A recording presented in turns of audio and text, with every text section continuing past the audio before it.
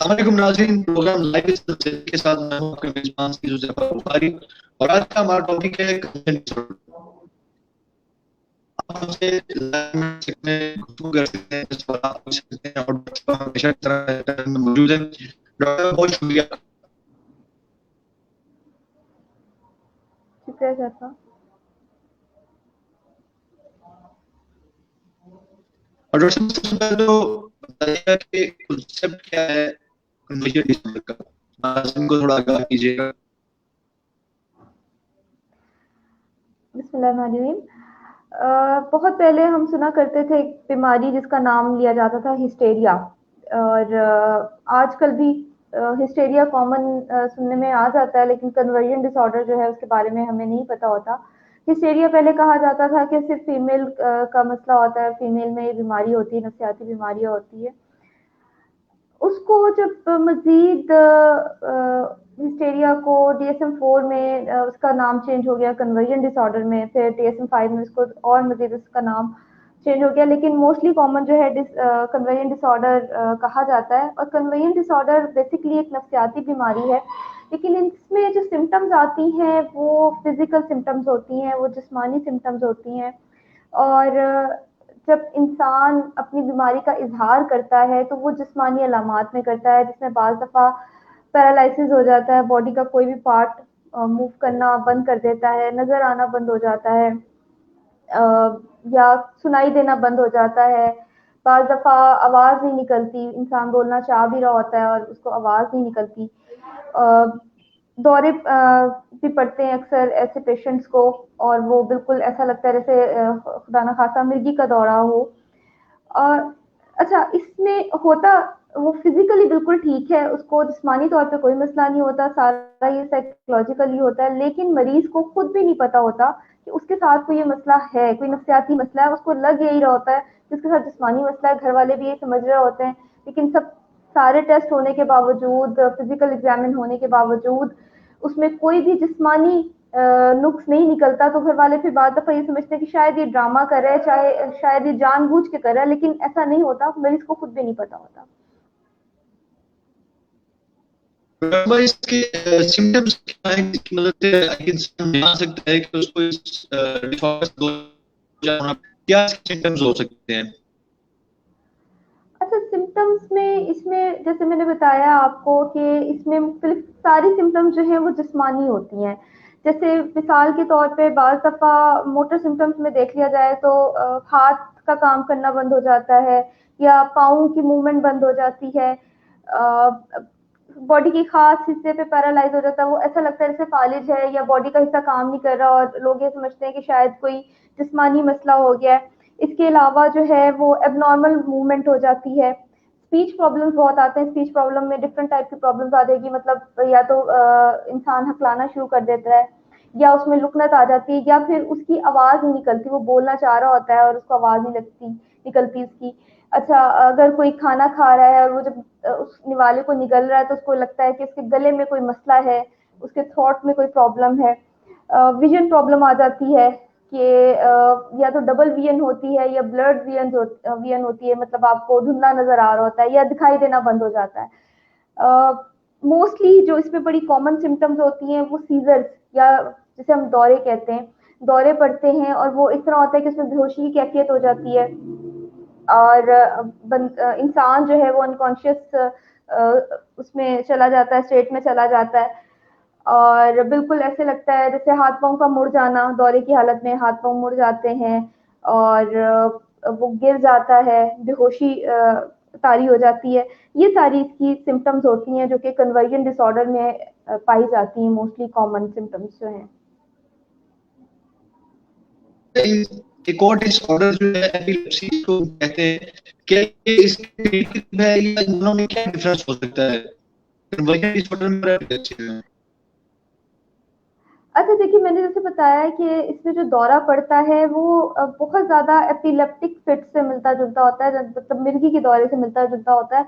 तो अक्सर लोग ये समझ नहीं पाते, इवन बाज़ दफ़ा जनरल प्रैक्टिशनर्स भी जो होते हैं वो डिफरेंस नहीं कर पाते कि ये एपिलेप्टिक फिट है या ये कन्वर्जेंट डिसऑर्डर का सीजर है उसका फिट है, क्योंकि बड़ा एक सिमिलैरिटी होती है दोनों में ही जो है वो बेहोश हो जाता है इंसान और उसको जो है वो अनकॉन्शियस में चला जाता है, स्टेट में चला जाता है, हाथ पांव मुड़ जाते हैं। इसमें जो स्पेसिफिक बड़ा एक डिफरेंस है कि एपिलेप्टिक फिट में, क्योंकि एपिलेप्सी जो है वो न्यूरोलॉजिकल डिसऑर्डर है, आपकी ब्रेन में कोई ना कोई ऐसी खराबी हो जाती है जिसकी वजह से मिर्गी के दौरे पड़ते हैं। लेकिन जो कन्वर्जन डिसऑर्डर है इसमें आपके ब्रेन में कोई मसला नहीं होता, आपकी बॉडी में कोई मसला नहीं होता, आप परफेक्टली ऑल राइट होते हैं, ये साइकोलॉजिकल होता है। अब अगर डिफरेंस करना है ये, और ये आम लोगों के लिए भी है कि अगर आपने इसमें डिफरेंस करना है और देखना है कि कहीं ये मिर्गी का दौरा तो नहीं है, तो एक तो जब मिर्गी का दौरा पड़ता है तो वो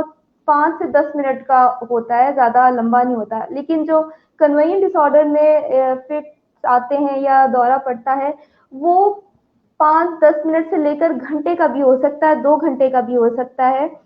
मिर्गी के दौरे में टंग बाइट होती है, मतलब जुबान का दांतों के दरमियान में आ जाना, लेकिन इसमें टंग बाइट नहीं होती, अगर होगी भी तो बहुत माइनर से जिसमें चोट नहीं लगेगी।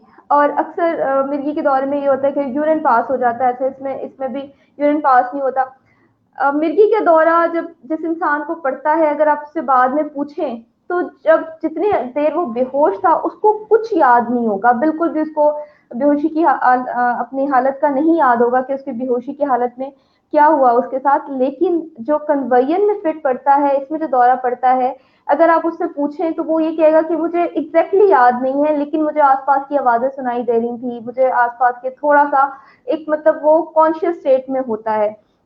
बाकी जो कन्वर्जन रिएक्शन का या कन्वर्जन डिसऑर्डर का एक जो दौरा पड़ता है या फिट्स होते हैं, वो कभी भी अकेले में नहीं पड़ता, वो लोगों की मौजूदगी में पड़ता है। और इसमें एपिलेप्टिक फिट में ये होता है कि मोस्टली हेड इंजरी होती है, सर पे चोट लगती है।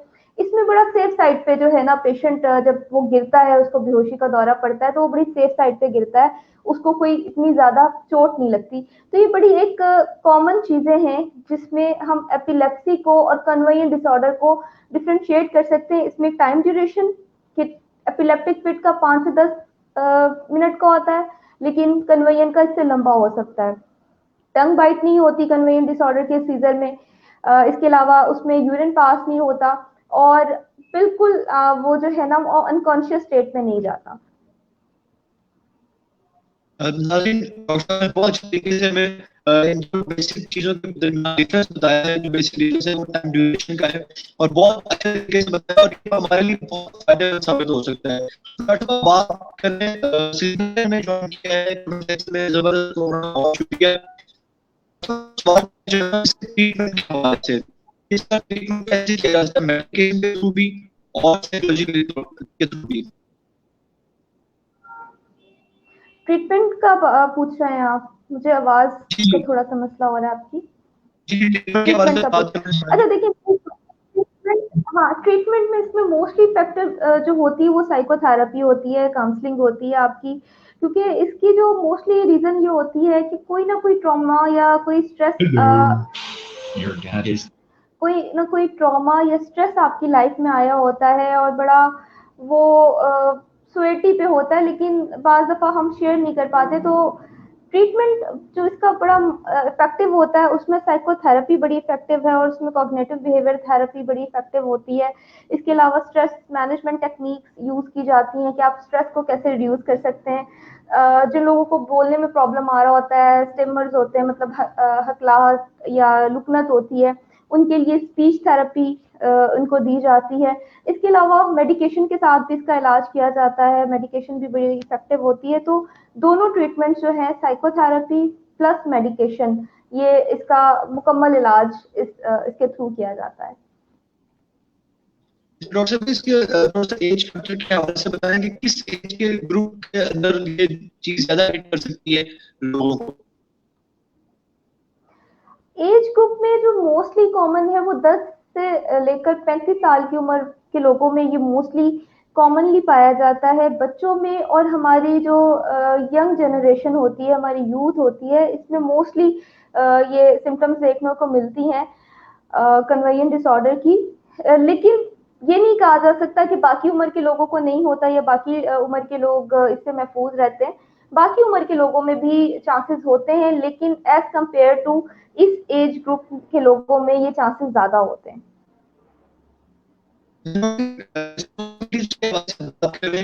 जो पेशेंट है उसके अलावा उनको क्या चाहिए और की रिस्पॉन्सिबिलिटीज क्या है देखिए, फैमिली की रिस्पॉन्सिबिलिटी ये है कि आप अगर इस तरह का कोई इशू आ रहा है आपके बच्चे के साथ या आपकी फैमिली मेंबर के साथ, तो सबसे पहले आप जो स्पेसिफिक फील्ड है, देखिए अगर तो कोई सबसे पहले तो कन्वेयन का पता ही नहीं चलेगा ना, क्योंकि उसमें फिजिकल सिम्टम्स आती हैं। फिजिकल सिम्टम्स आ रही हैं और आपने मुतलका डॉक्टर को चेक करवा लिया और उसमें उसके सारे टेस्ट ठीक हैं, उसको कोई फिजिकल प्रॉब्लम नहीं है, फिर हम क्या, हमारी फैमिली वाले जी पीरों फकीरों के पास ले जाते हैं, मुख्तलिफ हकीमों के पास ले जाते हैं। उससे क्या होता है कि बीमारी बढ़ती रहती है और प्रोलॉन्ग कर जाती है। अगर इसके अर्ली स्टेज पे आप ट्रीटमेंट करवा लिया, अगर कोई फिजिकल सिम्टम आ रही है तो सबसे पहले आप किसी जनरल प्रैक्टिशनर से या जो भी फिजिकल सिम्टम है उससे रिलेटेड आप डॉक्टर के पास जाएं, उसके टेस्ट करवाएं। अगर सारे टेस्ट ठीक हैं और वो कहता है कि परफेक्टली ऑल राइट, फिर आप किसी माहिर नफ्सियात से रब्ता करें और उसका जो है ट्रीटमेंट आप करवाएं और पूछें माहिर नफ्सियात से कि इसको क्या इशू है। तो फिर इसमें देखिए, जैसे एपिलेप्टिक फिट पढ़ रहे हैं तो थोड़ा सा आप उस बीमारी के बारे में जानें कि ये आया एपिलेप्सी है या किसी और, या सूडोसीजस भी कहते हैं इसको, जो मतलब जिसे हम झूठे दौरे कहते हैं, कि वो असल में एपिलेप्टिक नहीं होता और वो उससे मिलता जुलता होता है। तो फैमिली की रिस्पॉन्सिबिलिटी, क्योंकि वो उस इंसान को तो पता ही नहीं, जब वो उसको एक फिट आता है, उसको दौरा पड़ रहा है या वो उस स्टेज से गुजर रहा है, तो उसको तो खुद नहीं पता होगा कि वो जाके डॉक्टर से रब्ता करे। तो इसमें फैमिली की रिस्पॉन्सिबिलिटी होती है कि आप मुतलका डॉक्टर से रब्ता करें, और बजाय कि उसको पीरों फकीरों के पास ले जाना, दम दरूद करवाना या हकीमों की दवाई खिलाने से वो बीमारी जो है मजीद बढ़ जाती है। बढ़ जाती है। बहुत अच्छे तरीके से बताया। ये हमारे माशरे का अलमिया है कि सबसे पहले हम लोग कोई इस तरह का मेंटल डिसऑर्डर होता है तो हम लोग कहते हैं कि बच्चे को जादू हो गया या बच्चे पे नजर हो गई है, तो हम फौरन बाबों के पास या पीरों के पास लेकर जाते हैं। तो उसका अच्छा तरीका ये है कि नफ्सियात के पास लेके जाएं, किसी अच्छे साइकोलॉजिस्ट के पास, साइकियाट्रिस्ट के पास लेकर जाएं। एक और चीज मैं पूछना चाहूंगा कि एक तंदुरुस्त आदमी किस तरह से अपने आप को इन बीमारियों से दूर रख सकता है, उसको क्या एक्टिविटीज और उसकी क्या रिस्पॉन्सिबिलिटी होनी चाहिए? अच्छा, देखिए नफ्सियाती बीमारियों की मोस्टली रीजन जो होती हैं वो एक्सटर्नल फैक्टर्स होते हैं, स्ट्रेस होते हैं, ट्रॉमा होते हैं। और बाकी भी मैं हमेशा अपने प्रोग्राम में बताती हूँ कि इसमें बायोकेमिस्ट्री इन्वॉल्व होती है, हमारे ब्रेन में न्यूरोट्रांसमीटर्स होते हैं जिनकी फंक्शनिंग डिस्टर्ब हो जाती है, या फिर कुछ डिसऑर्डर जो हैं वो इनहेरिटेड होते हैं, जीन्स टू जीन्स ट्रैवल करते हैं। अगर कोई भी आप किसी भी नफ्सियाती बीमारी से बचने के लिए अपने लाइफस्टाइल को हेल्दी रखें। अब स्ट्रेस, परेशानी, टेंशन वो हर इंसान की जिंदगी में आती है, हर इंसान कभी ना कभी किसी ना किसी परेशानी में मुब्तला रहता है और वो निकल जाती है। तो सबसे पहले तो अपने आप को मेंटली स्ट्रॉन्ग बनाएं और ये चीज रियलाइज करें कि अगर ये परेशानी आई है, ये स्ट्रेस आया है, तो ये वक्ती है, ये चला जाएगा। जब हम किसी चीज को अपने जहन पे मुकम्मल सवार कर लेते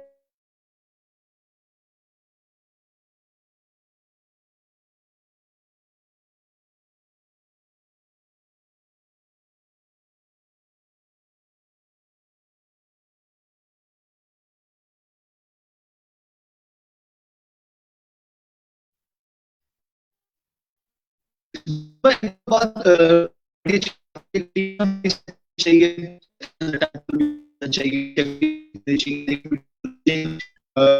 इतना कर सकते हैं आज का